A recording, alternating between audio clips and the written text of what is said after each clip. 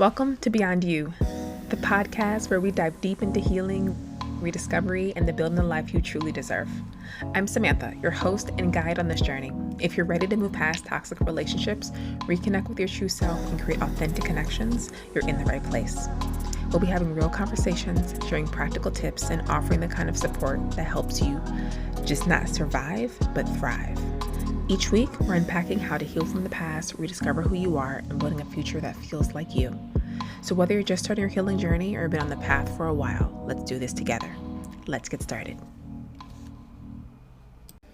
Welcome back to Beyond You podcast. I'm so glad you're here, and we're going to be tackling a feeling that I know a lot of us can relate to, feeling lonely even when you're surrounded by people. It's this strange, painful feeling of being disconnected, even if you're in full of friends or family. Let me tell you, you're not alone in feeling this way.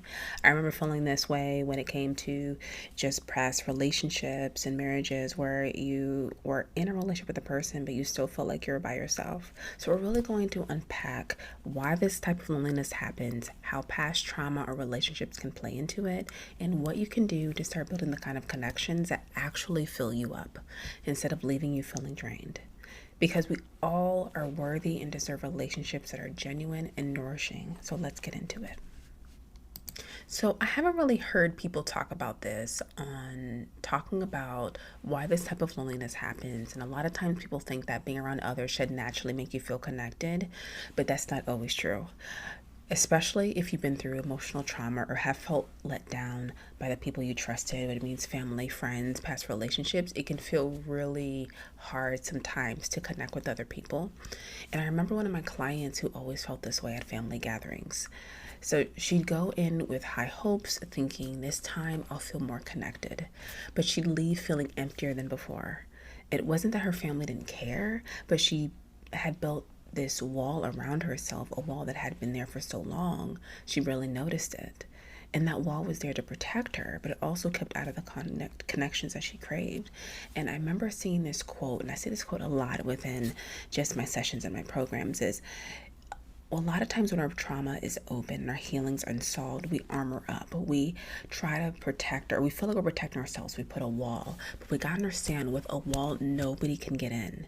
What I need you to do is to be able to have a gate, letting the good in, keeping that bad out when it comes to people. So my goal in general, when you're listening to podcasts or any form of social media or been working with me, I want you to know, I want you to be able to have an open heart and boundary up as any time as you need to.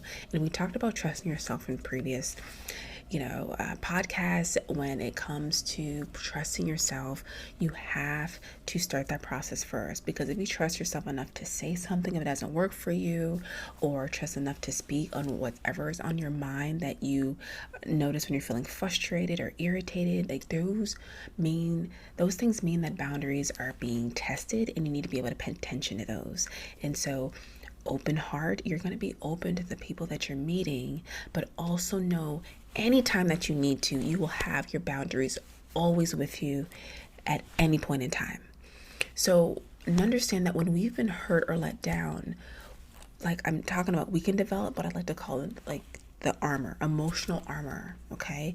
So it's a way of protecting ourselves from getting hurt again, but it also blocks us from feeling genuinely close to others. So this armor can be very subtle though, and that's why I need you guys to understand. It can be subtle with something like just not sharing your true feelings about something. Or it can be more obvious, like avoiding deep conversations altogether and saying things like you don't want to talk about it, or just brushing people off who are trying to be there for you will cause this to happen.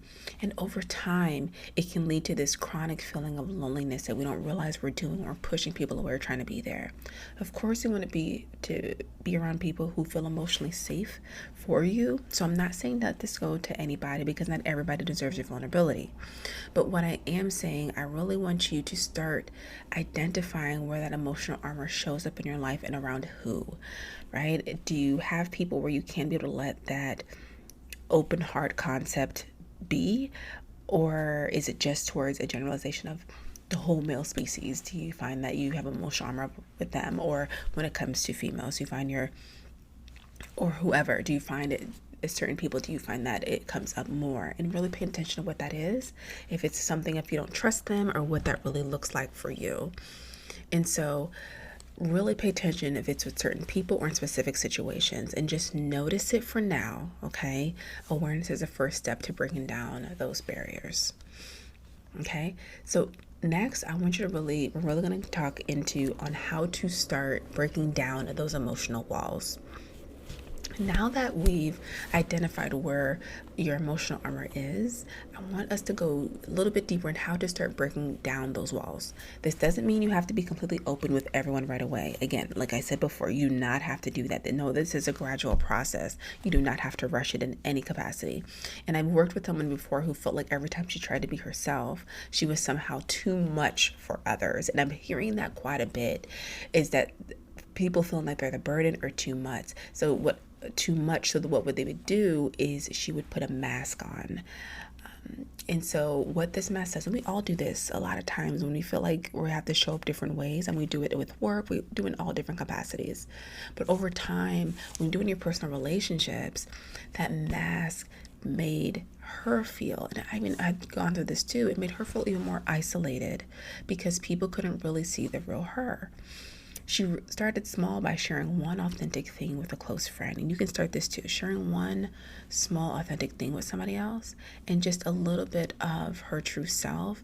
And know that I get it, like it's a risk for letting people in. And I've been talking about a lot this past week, where a lot of times we're so worried about what everyone else is going to see. And I'm going to have to get to know this person. It seems like we're doing a lot of things that just are very external. Like I'm going to deal with this. I have to deal with talking with this person or getting to know this person. And I want for us to be able to switch it up a bit. What you're doing is you're letting people in.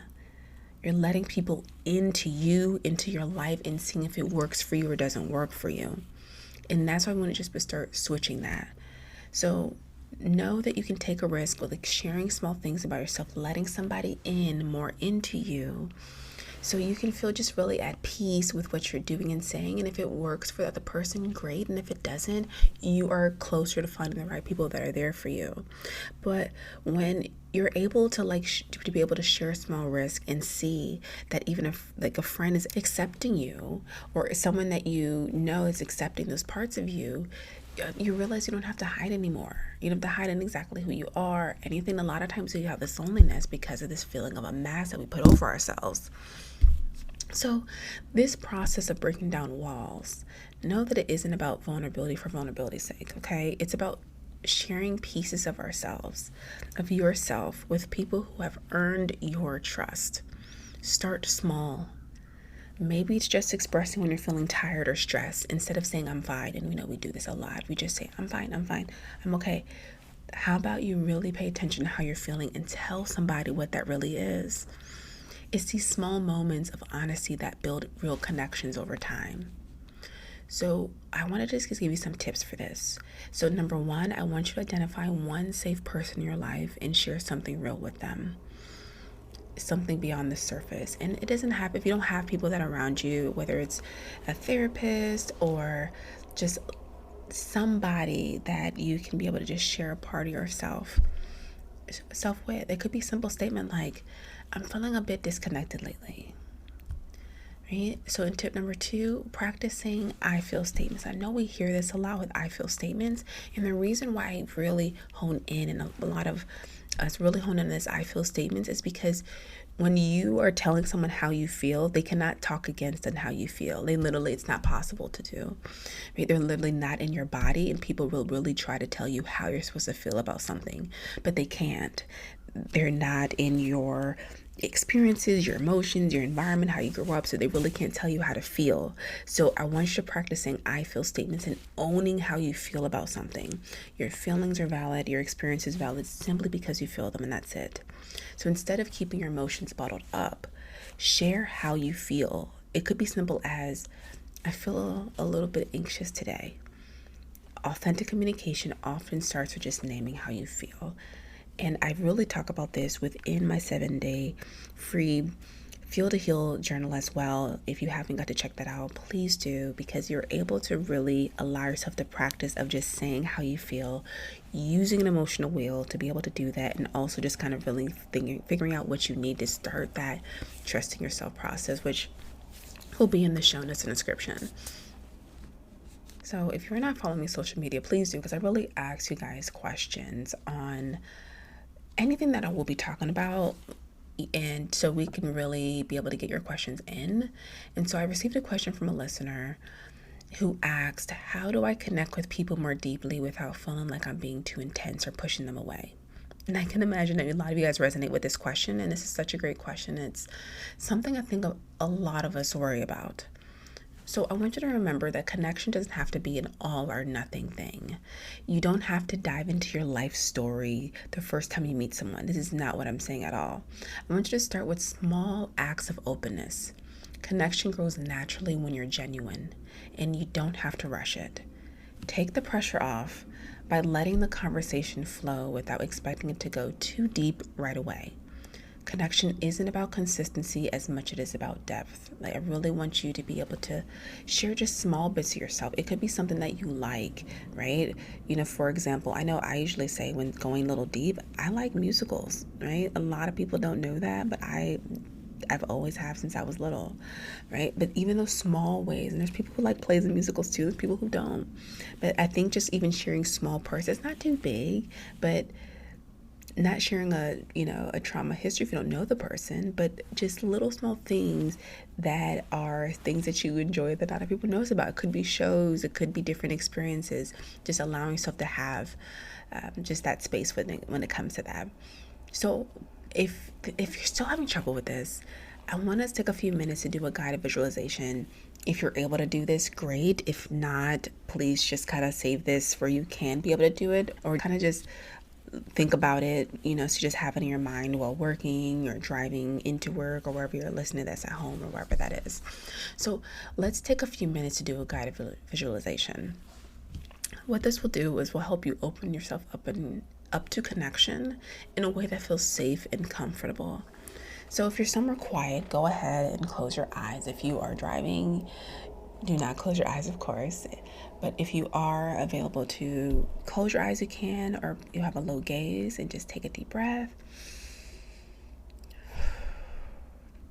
I want you to picture yourself standing in a peaceful place, a place where you feel calm and safe. Now imagine a gentle light surrounding you. This light is your openness, your willingness to connect. Picture it getting brighter and warmer, creating a feeling of safety and calm.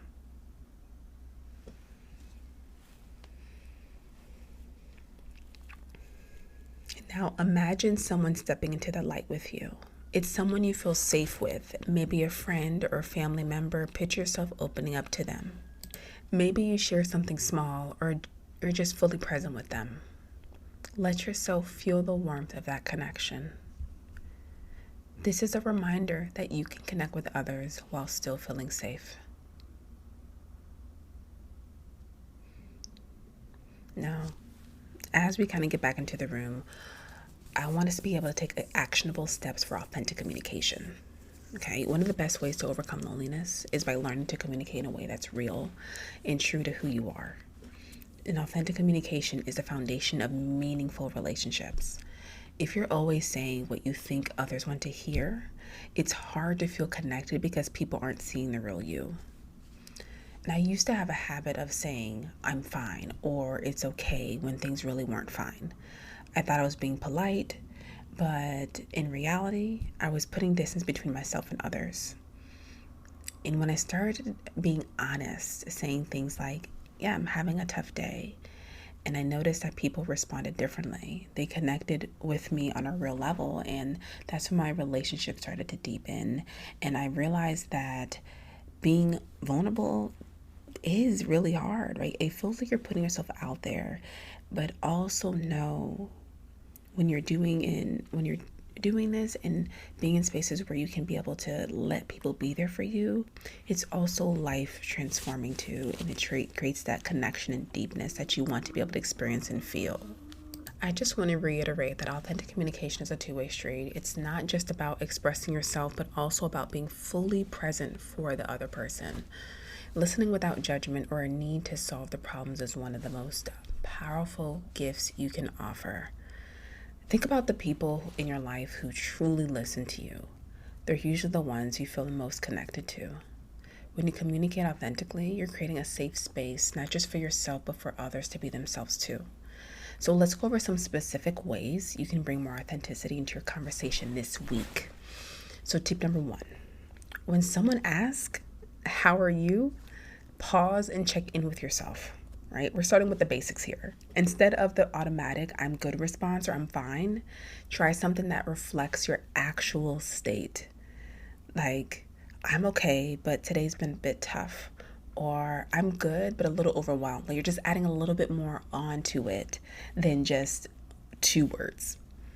This opens the door for real conversation, lets people see the real you. Okay, let me try that. Number 2, tip 2. I want you to ask meaningful questions. Instead of the usual small talk, try questions that invite more depth, like what's been on your mind lately, or what's something you've been enjoying recently. These questions give people the chance to share more than the surface level details, and it can lead to more engaging and personal conversations. Tip number 3, I really want you to practice reflective listening. This meaning repeating back what the other person has shared in your own words to show you're fully engaged. And this can be shown up within your friendships, relationships, whatever that you want to have this authentic communication, because I think a lot of times it's not really taught, the things that we're talking about today. For example, if a friend says, I'm so stressed with work, you might respond with, sounds like your work has been really overwhelming lately.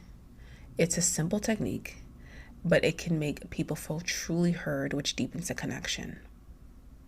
Tip number 4, I want you to embrace silence in conversations. And I know this is right. I still struggle with this to this day. We're often quick to fill pauses, but silence can actually create a safe space for the other person to open up more. If someone is sharing something vulnerable, give them a moment without rushing to respond. Let the silence settle, allows both of you to process and stay present. The last tip, I want you to show appreciation when someone opens up to you. Authentic connections grow when both feel valued. If someone shares something personal, let them know you appreciate their trust. A simple thank you for sharing that with me can go a long way in creating a safe and open environment. So what I want you to do is to make authentic communication even easier to practice. Here's a little exercise you can try this week. Pick one conversation where you'll intentionally practice these tips. Whether it's with a friend, a family member, or even someone new, start by asking a meaningful question. And I want to hear what you guys say below. If you guys did this challenge, I want you guys to give me comments and let me know. I want you to listen reflectively and be present with the person. Notice how it feels to be engaged without rushing to respond or solve anything. Sometimes just being there, fully present, is what makes people feel most connected to you. So remember, authentic communication takes practice, okay? So especially if you're used to holding back on certain things. But the more you bring your true self into conversations, the deeper and more fulfilling your connections become. You're showing up as you, and that's exactly what relationships need. All right. Here are the main takeaways from today's episode. Feeling lonely around others is common, especially if you've been hurt before. So know that. 2, start small and building deeper connections by sharing more openly and being present. Lastly, authentic communication is the foundation of a meaningful relationships. When you show up as a real you, connection follows. This week, I want you to choose one person you'd like to connect with more deeply. Try one of these tips we talked about, whether it's asking a more meaningful question or sharing something honest. Notice how it shifts the energy of the relationship. If today's episode spoke to you, share it with someone who might need to hear it, to follow, subscribe. And if you're ready to take your connections to the next level, don't forget to grab your 7-day Feel Free to Heal journal. down below. It's a great way to start reconnecting with yourself and build a foundation for healthier and fulfilling relationships. And if you haven't checked it out yet, I have a free guide on signs of emotional unavailability that is down below as well to help you spot when someone isn't about to open connection or isn't even actually open to the connection. But thanks so much for joining me on the Moving Beyond You podcast today. I'll see you guys next Wednesday. Remember, building real connections takes time, but every little moment of truth and openness helps you create the relationships you deserve. Until next time, remember to take care of yourself because you're worth it.